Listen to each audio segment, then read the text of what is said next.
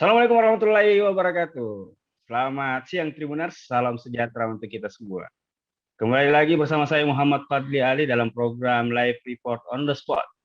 Seperti biasanya sekitar pukul 14.00 waktu Indonesia Tengah, reporter kami di 24 kabupaten kota di Sulawesi Selatan akan mengabarkan informasi terupdate dari wilayah mereka masing-masing. Untuk hari ini, Senin 20 September 2021, ada 3 reporter kami di Makassar dan di Bone yang akan melaporkan informasi terupdate. Untuk yang pertama, kita sudah tersambung dengan rekan kami, Kaswadi Rasak. Apa kabar, Kaswadi? Ya, Kak Fadli. Ya. Rekan Kaswadi akan menjelaskan terkait bagaimana persiapan salah satu cabur yang akan mengikuti Pekan Olahraga Nasional ke-20 di Papua, yakni cabur Anggar. Ya, rekan Kaswadi bisa dijelaskan bagaimana persiapan yang telah dilakukan cabur Anggar sendiri untuk menuju PON 20 di Papua. Ya, terkait persiapan cabang olahraga Anggar Sulawesi Selatan dalam menghadapi Pekan Olahraga Nasional ke-20 di Papua mendatang, untuk cabur Anggar sendiri akan berangkat ke Papua pada 1 Oktober mendatang. Sebab akan alasannya karena pertandingan untuk cabang olahraga Anggar akan berlangsung pada tanggal 5 Oktober.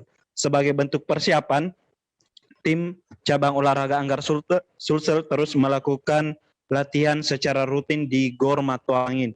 Mereka latihan dari pukul 8 pagi hingga pukul 11 siang, kemudian istirahat dan dilanjutkan pada pukul 14.00 WITA atau pukul 2 hingga pukul 18.00 WITA atau pukul 6.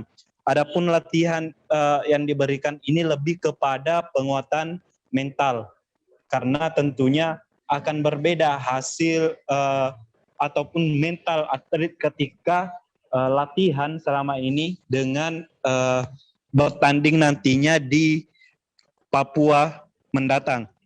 Di cabur Anggar sendiri untuk diketahui para Tribuners ada 4 atlet terbaik yang diturunkan, yakni Andi Almaida, kemudian Arina Nur Andini, dan Andi Muhammad Rizky.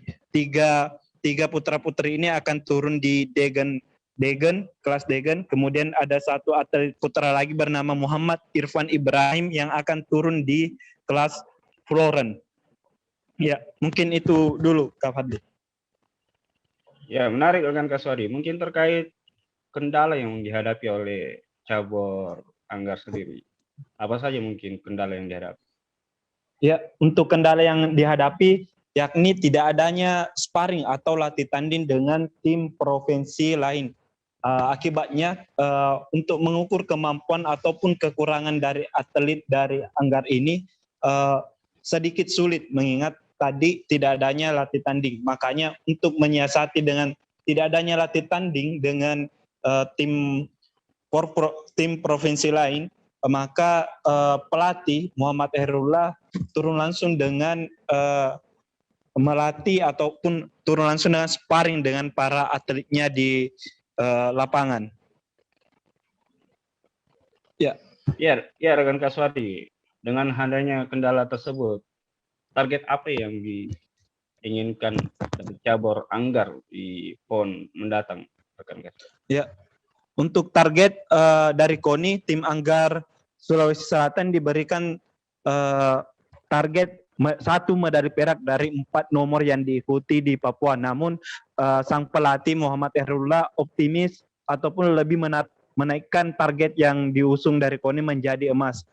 Dia ingin target tersebut emas bisa dibawa pulang ke tanah Sulawesi Selatan. Oleh karena itu, ia meminta dukungan dan doa dari seluruh masyarakat Sulsel agar atletnya bisa meraih prestasi di PON mendatang. Sekian, Kak Fadli. Ada wawancara yang bisa?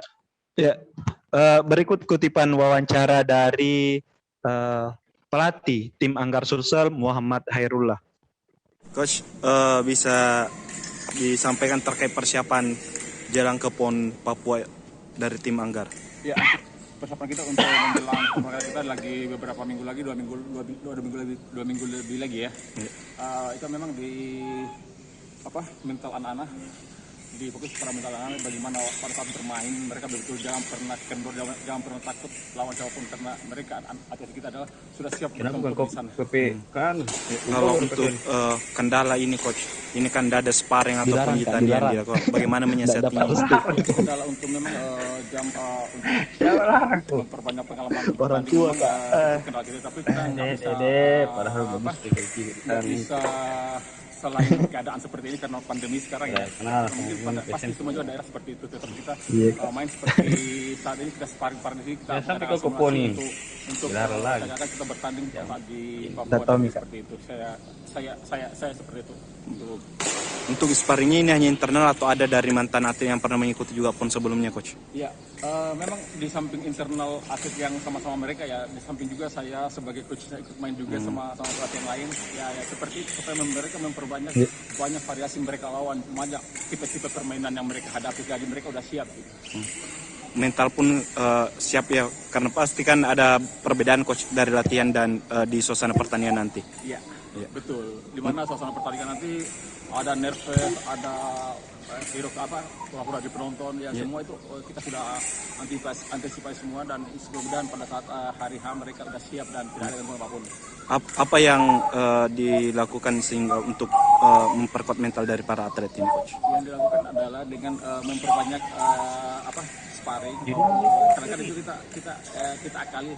Saya Mereka tuh Kanan. tiba-tiba kita bilang enggak tuh, itulah bagian dari latihan mental buat mereka juga, bagaimana mereka pada saat di sana menghadap seperti itu mereka udah siap. Kalau untuk target di PON Papua ini coach? Ya targetnya sih di KONI ya kita targetnya medali perak, tapi insya Allah mudah-mudahan kita bisa dapat emas, mudah-mudahan ya, mohon doanya semua. Ini berapa medali coach untuk target? Yang untuk PON ini mungkin satu aja kali ya, karena kita semuanya turun di perorangan, kita ada di Bergu. Itulah tadi kutipan dari wawancara pelatih tim Anggar Sulsel Muhammad Hairullah. Pada wawancara tersebut Hairullah mengatakan bahwa kesiapan atletnya untuk bertanding di PON Papua telah siap, mental telah terbangun.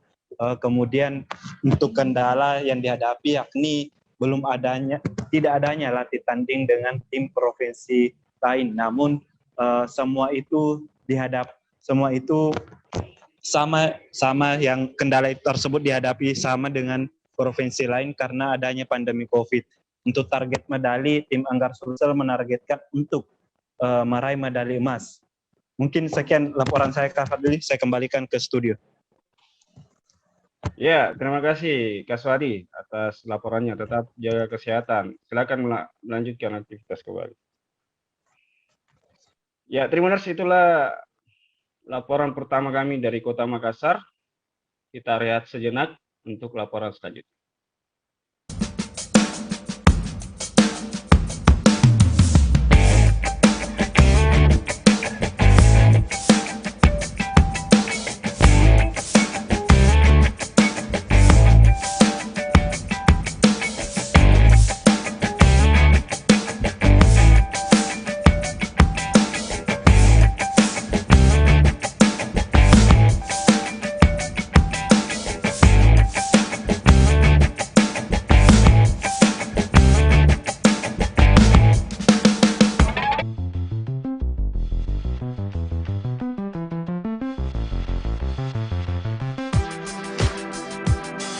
Jalan-jalan ke pantai, atau menaiki puncak gunung, melihat dataran indah, dan membayangkan lukisan alam Tuhan yang menakjubkan akan tersaji dalam sebuah liputan menarik juga eksklusif.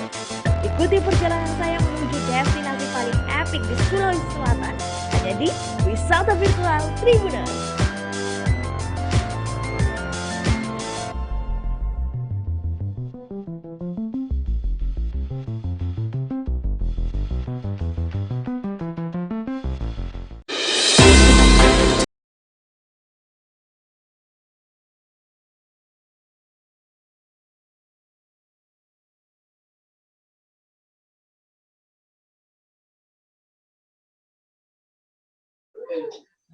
Ya, Tribuners, masih bersama saya Muhammad Fadli Ali dalam program Live Report on the Spot. Saat ini kita berpindah ke Kabupaten Bone bersama rekan kami, Kasdar Kasau. Apa kabar, Kasdar? Alhamdulillah baik rekan Fadli. Rekan Kasdar akan menjelaskan sedikit terkait gangguan yang dialami salah satu provider, yakni Telkomsel, di mana gangguan tersebut sampai ke Kabupaten Bone. Ya, silakan rekan Kasdar menjelaskan terkait gangguan yang terjadi juga di Kabupaten. Baik rekan Fadli, terima kasih atas kesempatan yang diberikan. Selamat siang Tribuners dimanapun Anda berada. Saat ini salah satu provider Telkomsel yang mengalami gangguan jaringan di Indonesia dan dampaknya sampai ke Kabupaten Bone juga yang dirasakan oleh masyarakat di sini. Dan gangguan ini terjadi sejak kemarin hari Minggu tanggal 19 September tahun 2021 hingga saat ini. Begitu rekan Fadli. Ya, rekan Kasdar, bagaimana arahan pusat untuk utamanya di cabang Bone terkait gangguan tersebut? Baik, rekan Fadli, menurut informasi dari pusat bahwa dari pusat telah merilis update informasi terkait dengan permasalahan yang terjadi di Telkomsel ini, bahwa ada kabel optik yang sedang rusak di laut ya, di tengah laut ya, yakni putus, dan sementara saat ini belum layanan Telkomsel belum bisa kembali normal seperti biasanya. Begitu rekan Fadli. Ya, rekan Kasdar, mungkin melihat pandangan mata di Kabupaten Bone, apakah ini terjadi di beberapa daerah, utamanya di warkop-warkop yang menggunakan IndiHome atau seperti apa, rekan Kasdar? Baik rekan Fadli, dampaknya akibat gangguan jaringan Telkomsel dan IndiHome ini, jadi beberapa warga mengeluhkan adanya gangguan Telkomsel ini, seperti halnya di warkop maupun warga masyarakat yang menggunakan provider layanan Telkomsel yang hendak melakukan game online seperti anak muda zaman sekarang kan ada banyak menggunakan layanan Telkomsel, khususnya di Bone ya. Karena di daerah pelosok itu jaringan Telkomsel saja yang ada, dan mereka mengeluhkan karena tidak bisa menggunakan layanan Telkomsel, bermain online maupun aktivitas lain melalui internet seperti YouTube, di media sosial, Instagram. Begitupun di UMKM lain yang menggunakan layanan Telkomsel, untuk melakukan penjualan online terpaksa harus pindah ke provider lain untuk sementara waktu. Begitu rekan Fadli. Ya, rekan Kasdar, mungkin terkait upaya yang dilakukan oleh pihak Telkomsel sendiri, seperti apa? Baik rekan Fadli, menurut informasi dari pusat bahwa saat ini tengah dilakukan perbaikan untuk memaksimalkan kembali layanan Telkomsel agar masyarakat bisa menggunakan dengan normal seperti biasanya. Begitu rekan Fadli. Ada wawancara terkait hal tersebut, rekan Kasdar? Baik rekan Fadli, tadi saya sempat menemui koordinator Grafari Telkomsel Kabupaten Bone. Berikut wawancaranya.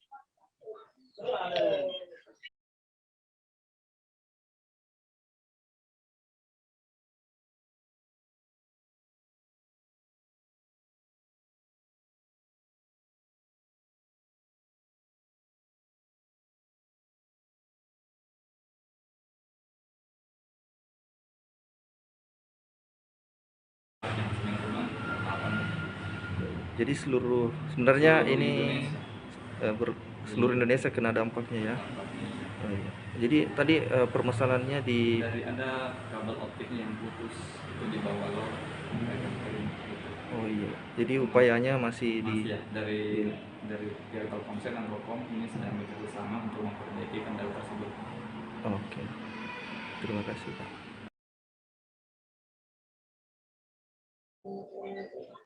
Baik, Tribuners, demikianlah kutipan wawancara dari koordinator Grafari Telkomsel Kabupaten Bone. Suhri tadi menjelaskan bahwa permasalahan ini juga dialami secara nasional di seluruh Indonesia, bukan hanya di Kabupaten Bone.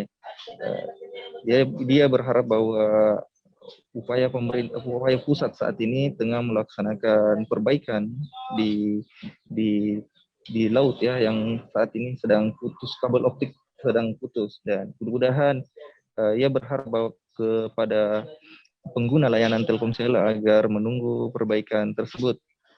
Demikian rekan Fadli. Ya, terima kasih Kasdar atas laporannya. Selamat melaksanakan aktivitas kembali. Tetap jaga kesehatan, rekan Kasdar. Terima kasih rekan Fadli.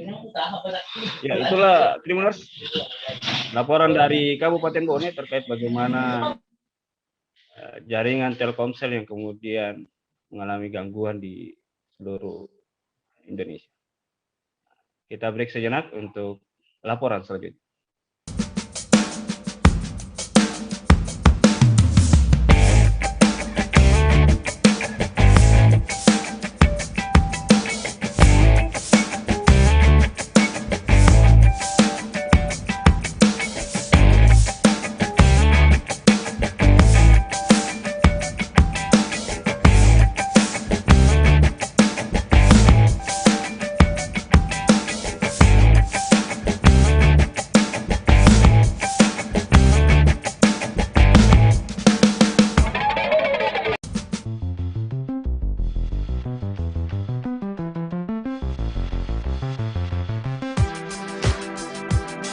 Jalan-jalan ke pantai, atau menaiki puncak gunung, melihat dataran indah, dan membayangkan lukisan alam Tuhan yang menakjubkan akan tersaji dalam sebuah liputan menarik juga eksklusif. Ikuti perjalanan saya menuju destinasi paling epik di Sulawesi Selatan, hanya di Wisata Virtual Tribuners.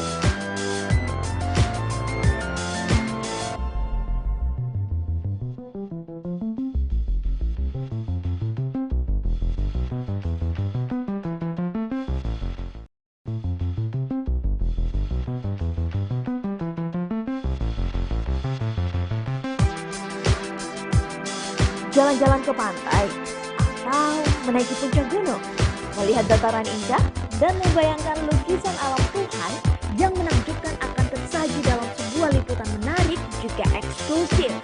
Ikuti perjalanan saya menuju destinasi paling epik di Sulawesi Selatan, hanya di Wisata Virtual Tribuners.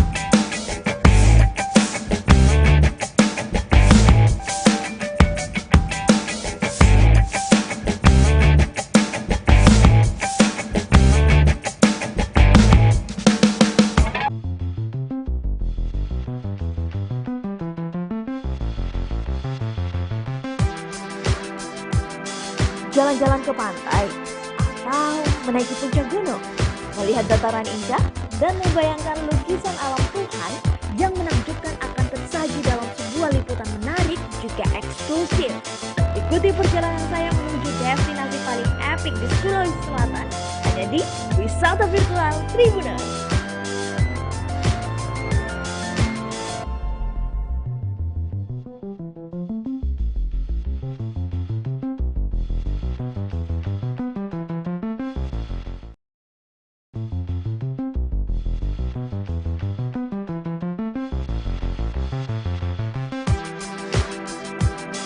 berjalan-jalan ke pantai atau menaiki puncak gunung, melihat dataran indah dan membayangkan lukisan alam Tuhan yang menakjubkan akan tersaji dalam sebuah liputan menarik juga eksklusif.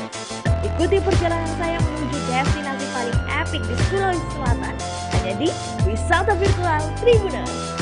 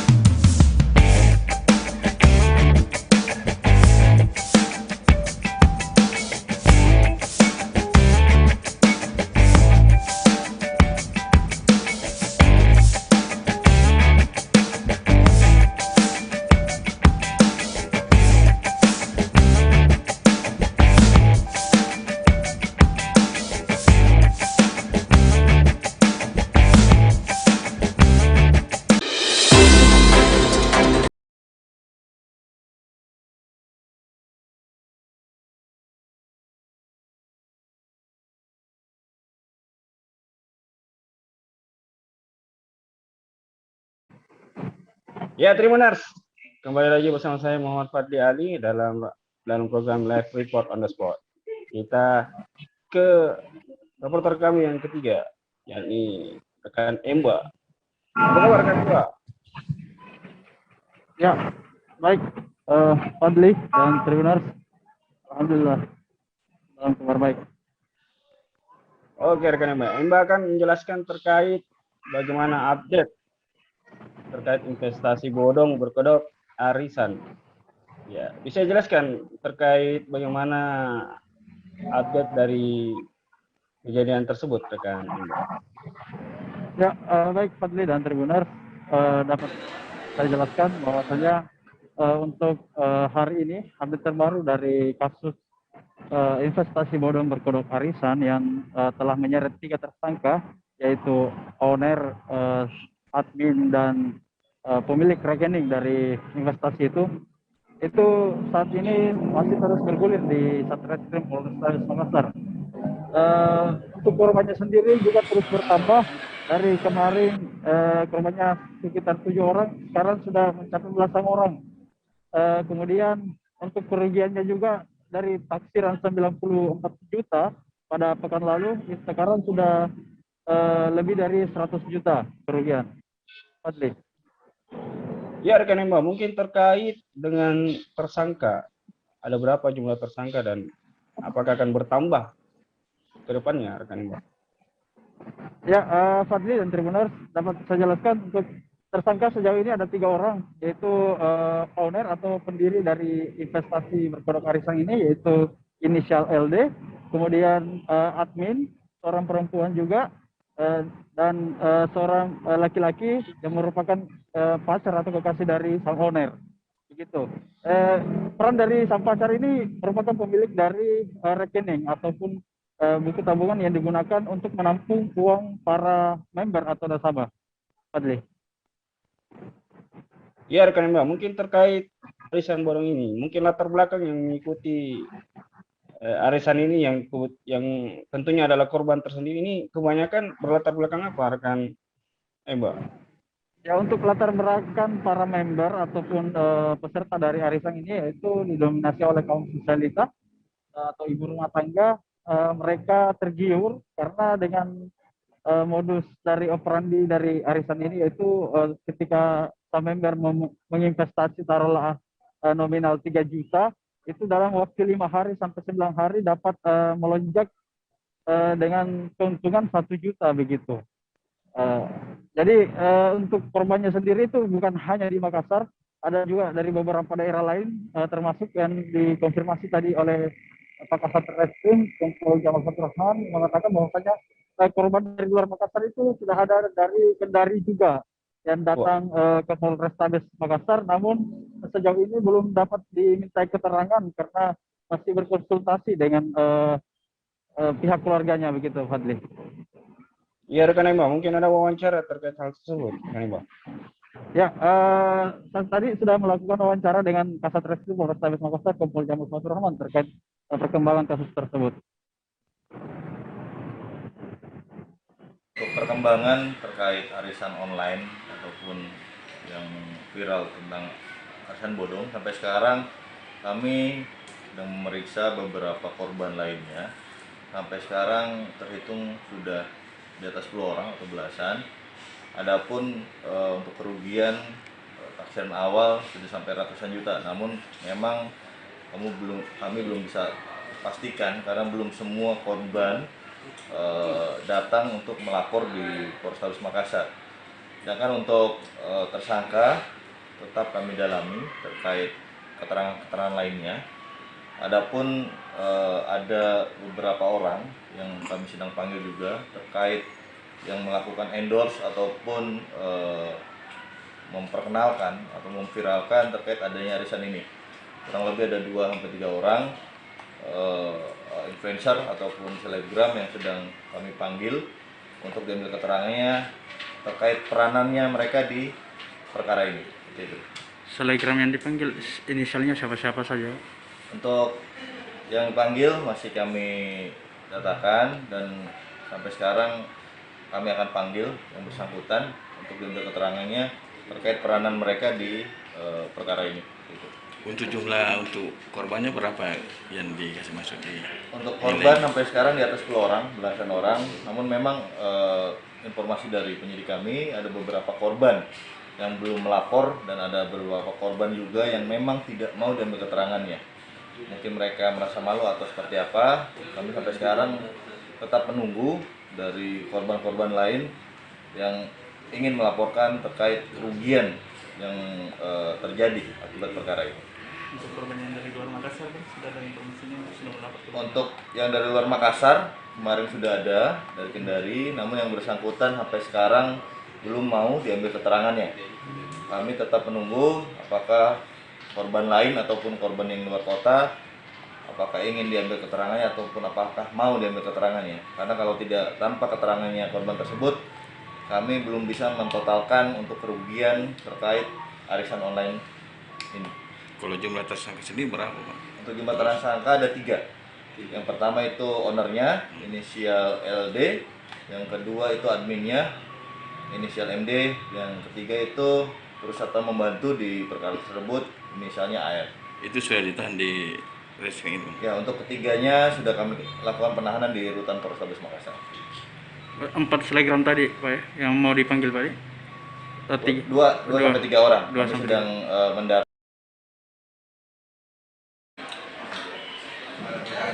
Ya, Fadli dan Tribunat, setelah tadi penjelasan dari Kasat Reskrim Polrestabes Makassar yang Alfat Rahman terkait perkembangan kasus arisan bodong ataupun investasi bodong arisan. Jadi hingga saat ini kasus itu terus bergulir di Polrestabes Makassar dan rencananya hari ini beberapa hari ke depan itu akan dilakukan agenda pemeriksaan terhadap beberapa selebgram yang ada di Kota Makassar yang turut menjadi endorse ataupun influencer mempromosikan arisan ini, gitu, Fadli. Ya, terima kasih rekan Embah atas laporannya. Tetap jaga kesehatan. Silakan melanjutkan aktivitas kembali rekan Embah.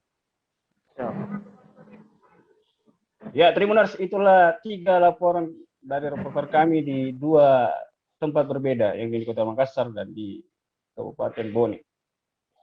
Tetap jaga protokol kesehatan, ingat 3M, memakai masker, menjaga jarak, dan menjauhi kerumunan.